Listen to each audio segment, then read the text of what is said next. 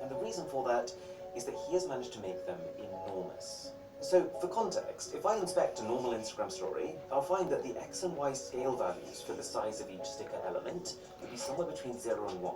And it roughly means what proportion of the screen will that thing be taking up. For PG to LOL stories though, the scale of these elements has 18 digits. So we're not talking about stickers big enough of each sticker element. Back to normal Instagram story, I'll find that the X and Y scale values for the size of each sticker element will be somewhere between 0 and 1. And it roughly means what proportion of the screen will that thing be taking up. For PG to LOL stories though, the scale of these elements has 18 digits. So we're not talking about stickers big enough to fill up a single phone's display, not even hundreds, not even thousands of phones. We're talking stickers so big that they can span quadrillions and possibly quintillions of phones. Or in other words, he has made this quiz and this countdown timer so large that if we were to actually zoom out and see the whole image, it would be many, many times the size of the Earth. Do you want to know why the image looks purple on Android? Well, that's because what you're actually seeing is just part of the countdown timer. It's stretched out to enormous proportions, so you're literally looking at a tiny, tiny part of this section here. And the confetti is just what Instagram shows when a countdown has ended. And this also explains why you can't pause it. Because I'm not really clicking on the story here, I'm just clicking on a non-interactive part of the countdown timer. But how?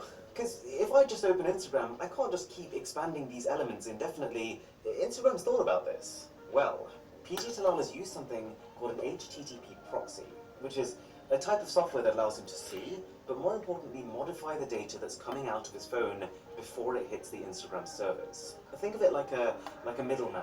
Talal makes a quick Instagram story with a normal-looking quiz and countdown timer on his phone, but then instead of sending that story directly to Instagram and it going public, he has intercepted it using this proxy, where he has then changed those size and the location values too of these elements to something astronomical. And so what we think is happening here is that because Instagram isn't built with this scale of numbers in mind, it isn't dealing with them properly. Instagram should have realized that these numbers are stupidly large and filtered them out. They should have had some sort of rule that says if size is greater than 1, then make it just 1. But actually they've gone and sent these garbage values straight to your smartphone. And so, whether or not your device crashes from this story depends on how well it is able to deal with these numbers. As an overall piece of software, Android is. That's why you can still see some part of this countdown timer. So, because there isn't an error, it's not like all Android phones are just going to start crashing immediately. But it is just still generally strenuous to try and render out something this massive, hence why older, less powerful Android phones still struggle. But iOS as a whole immediately. But it is just still generally strenuous to try and render out something this massive, hence why older, less powerful Android phones still struggle. But iOS as a whole just isn't ready to receive numbers of this magnitude. It doesn't know how to display these objects, and that's why every iPhone, regardless of how powerful they are, crashes. This is why you don't see any purple, you don't see any confetti, and instead you just see the original grey video with the Arabic caption. That on Android phones is still there, but it's sitting behind this purple countdown timer. So the crash is somewhat to do with power and RAM, like I initially assumed, but it's also to do with software, and it's mostly Instagram's fault. But why?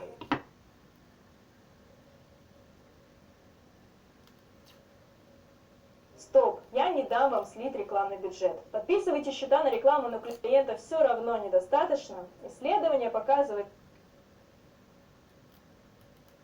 У меня вообще нет, ну есть, интересно, ну да, нет, здесь.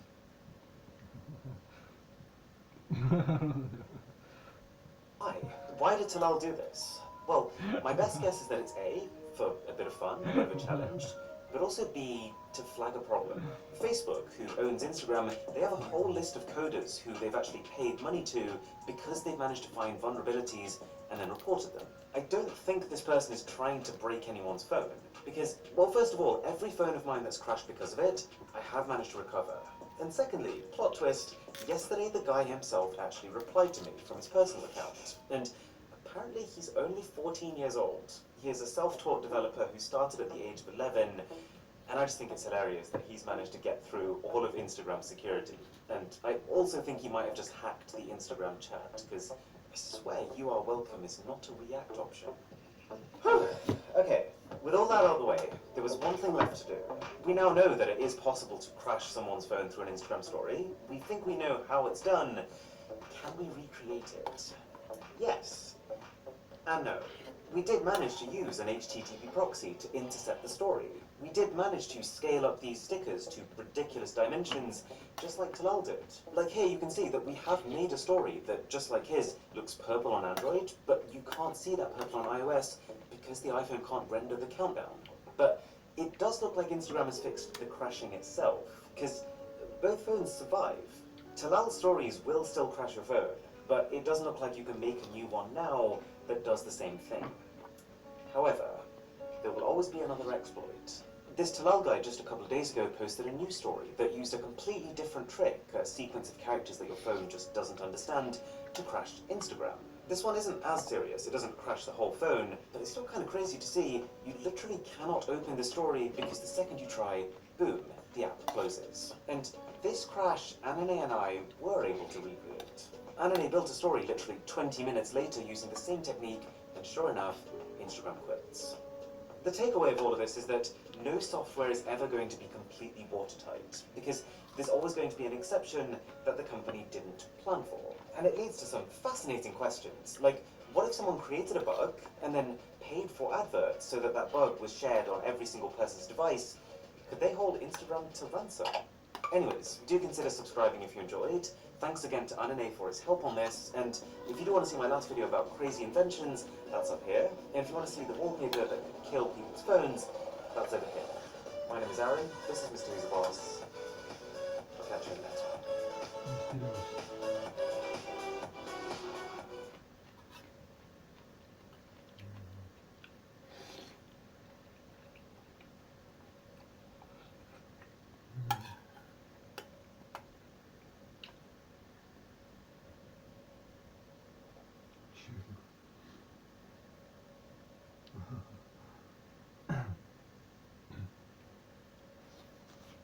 Для геймеров-пенсионеров он имел в виду, ты посмотри, что там.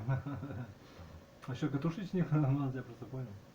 Ну да, это именно вот, публика наша, нам какая-то.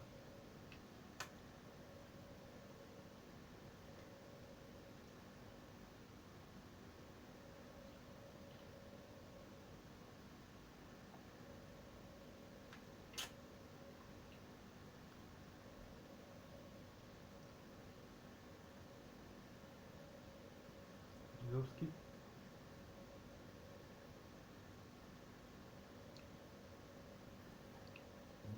Ну, наоборот, только да. Так наоборот,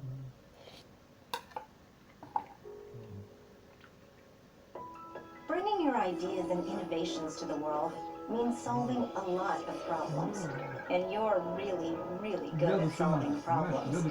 Imagine a world where every problem you solve could serve as Для души.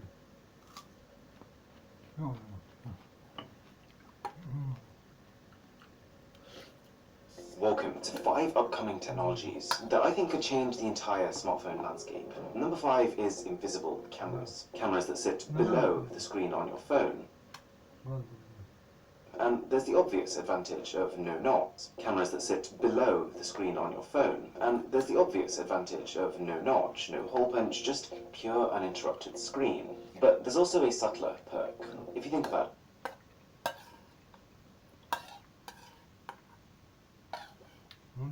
it, with an invisible camera, you don't need to put it right at the top of your phone, where the cameras usually are. You could put it closer to the middle, which would solve the age-old problem of where do I look? How many times have you been taking a selfie or having a video call with someone, and you realize that instead of actually looking at the camera, you've just been looking at yourself in the screen? Well, if that camera is in the middle of the screen, then you can effectively be doing both at the same time. Oh yeah, and a massive thanks to Surfshark VPN for sponsoring this video. Mobile cloud computing. And what got me thinking about this is Google's new Stadia platform. For those of you who don't know, Stadia allows you to play PC quality games without a PC, using game streaming. And it has an important implication for the smartphone. So, the way the current gaming market works is each customer buys a box. It could be a PC, it could be a PlayStation 4, and this box contains all the power needed to run the game, and so you install something on it and play. But Google sees the future as something very different, a batch of centralized supercomputers that are actually running the game, and then users will just be able to tap into that and stream that content onto their screens. Because all that processing is being done on Google's end, you can play games on not just your TV, but your smartphone, even theoretically your watch if you wanted to. And there's a similar trend happening with phones. It's already started. At the very beginning, let's say with the original iPhone, your software...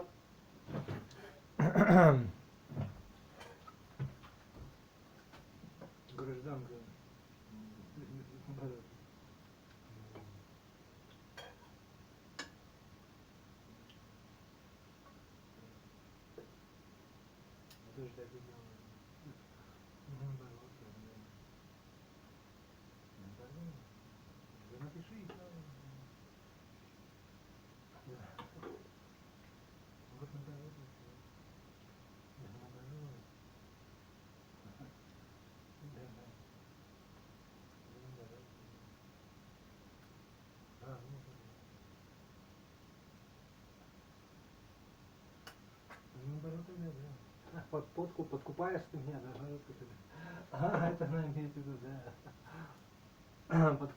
Поднимается, да. Да, да. А, видите, какая ты имеете в виду.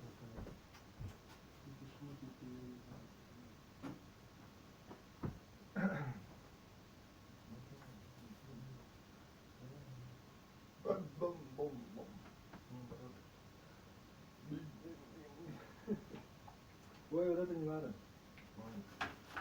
Представляешь, какая... Вот вообще просто... Она у тебя поняла уже, да. Не знаю, что делать будешь. Не хватит тебе, да.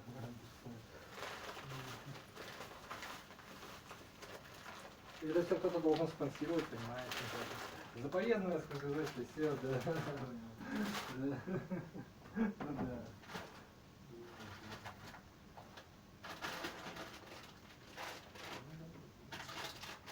То, что надо читать.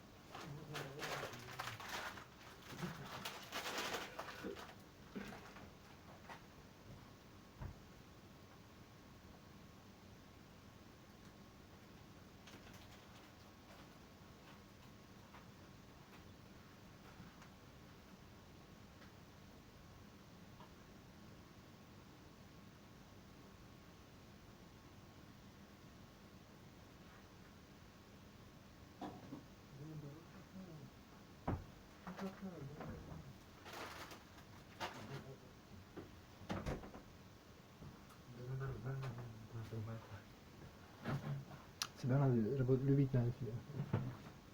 Нет, сейчас.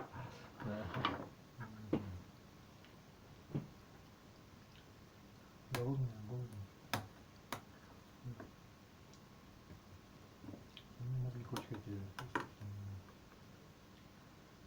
software experience was almost completely powered by the components that sat inside your device. But as the smartphone is becoming more connected, more and more of that processing is becoming offloaded, and the benefits are broader than just gaming.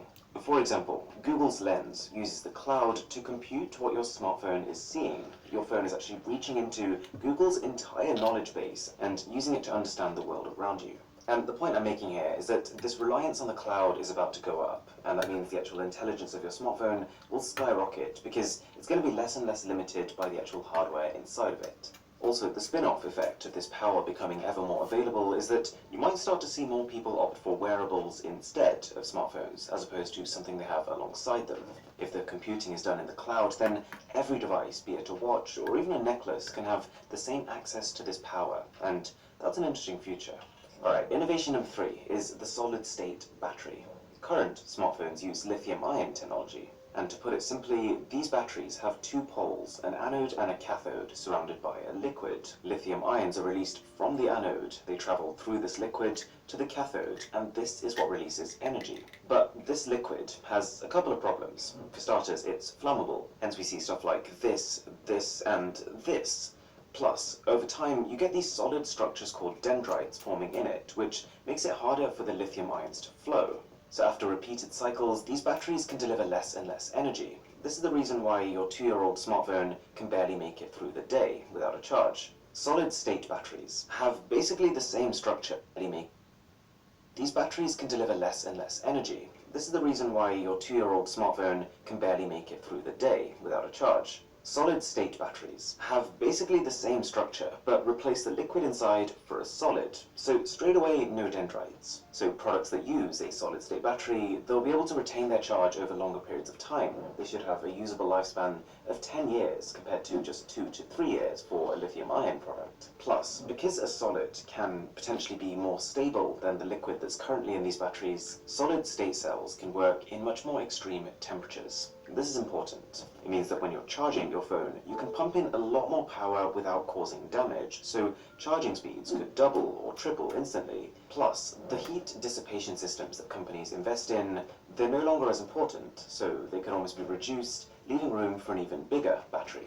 This, though, is a little more relevant to electric cars, which currently have massive power-sucking cooling systems. The most noticeable improvement for smartphones will be energy density.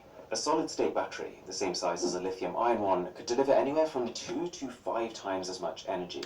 We're talking smartphones that could last 8 to 10 days on a charge. Without getting too complex, having a solid instead of a liquid means we can swap the material in the anode and make it much slimmer. A slimmer anode means a slimmer battery with the same capacity. Number 2 is materials. I can't wait for the day when I feel comfortable using my smartphone without a case, and I don't think it's going to be long. Glass, for starters, is getting stronger. These new iPhones, they're nearly there when it comes to drop resistance, to the point where you could let them fall from pocket height, and you might even get away without a mark, and in a worst case scenario, still probably no serious damage. You've also got Samsung, who's working on a practically indestructible flexible OLED display, which in testing was dropped 26 times successively with 0 damage. And the other thing, which currently has me reaching for a case, is the slippery nature of most smartphones. But to combat this, I think Google nailed it with the Pixel 4. A matte finish on not just the back, but also the sides means you don't feel like you're just one wrong hand movement away from owning a pile of deconstructed smartphone parts. They even solved the fingerprint problem with this surface. The phone itself is definitely flawed, but I do want to see more of these materials moving forward. And number 1, the thing that gets me the most excited for future smartphones is extreme computational photography. Smartphones have been using computational photography since the beginning. It refers to the combination of optics, what the camera sees, and the processing that your phone does with this information. But where it's reached now, and where it's about to go, are incredibly exciting. So already, smartphones can capture high dynamic range images, which use software to expose both bright and dark areas evenly. Phones can capture thousands of stars in the night sky, more than your eye can see. They can take portrait mode photos, simulating having a large DSLR sensor. And as smartphones become more powerful and more connected, these features can be almost leveled up. For example, night mode on phones works by taking many raw images and stacking them on top of each other to bring out the light, and that's why it takes so long to capture and why it works far better on a tripod. With more processing power, there won't be a delay, there'll be no need for a tripod. Taking an astrophotography shot of the sky will be as simple as grabbing your phone and pointing it upwards. Or for portrait mode photos. Let's say you've got a phone that can capture and process a really good DSLR-like portrait mode photo in 0.5 seconds. So it can do 2 per second. Let's say then, over the next 10 years, smartphones become 15 times more powerful, which is not unreasonable. Then, all of a sudden, you can take 30 of these shots per second, and you've got proper portrait mode video. That, alongside rapidly improving lenses and sensors, means I don't actually think it'll be long before the smartphone becomes a professional filmmaking tool. Not to mention, there's going to be a whole load of camera features that we never even saw coming. Surfshark VPN is pretty crazy value. Take a listen to this. You pay $1.99 a month, and that gives you unlimited simultaneous connections. You probably already know that VPNs can keep your browsing secure, especially on public connections, and also help you get around internet censorship in certain regions, like China. But Surfshark does a lot more than that. As well as being able to connect to single locations, it allows you to multi-hop, or encrypt your data through 2 different servers at the same time. Surfshark can also scan online databases to make sure your emails and your passwords haven't been leaked. And it lets you use something called blind search, an internet search tool with no logs, no tracking, and no ads. I would say 2 of the coolest things here are the built-in ad blocker, which lets you load pages quicker whilst using less of your data, and the ability to access 15 different Netflix libraries from around the world. So, check the link in the description and use code BOSS to get an 83% discount. Plus, if you join during the Black Friday campaign, there's another 3 months free on top of that. Thanks a lot for watching, and I'll catch you guys in the next one.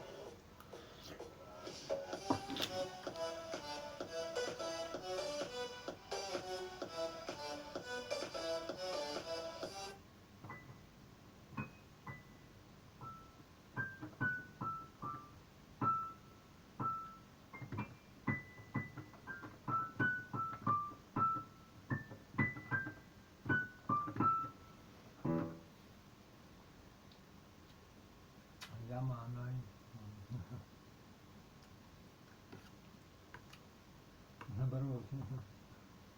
Да, он всегда говорит, да. Да, наоборот, да.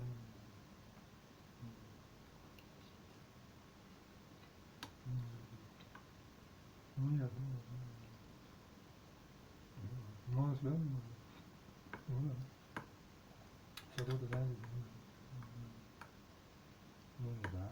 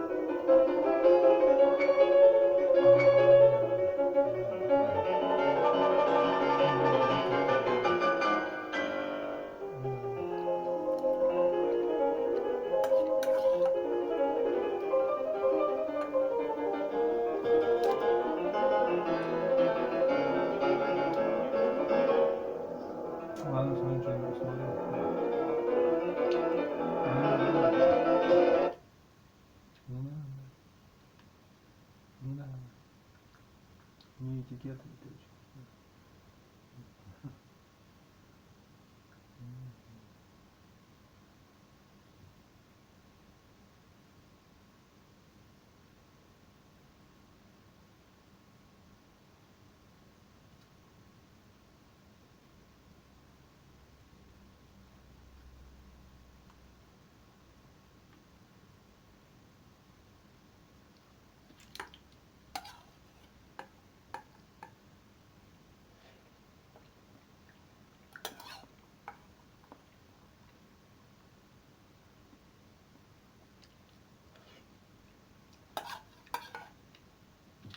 That's what I'm talking about.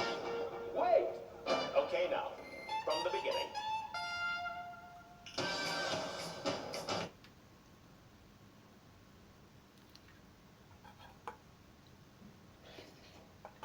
Welcome to 13 of the most painful smartphone fails ever, starting off pretty bad, but ending up in some absolute nightmares. Number 13 is the new Motorola Razr, a phone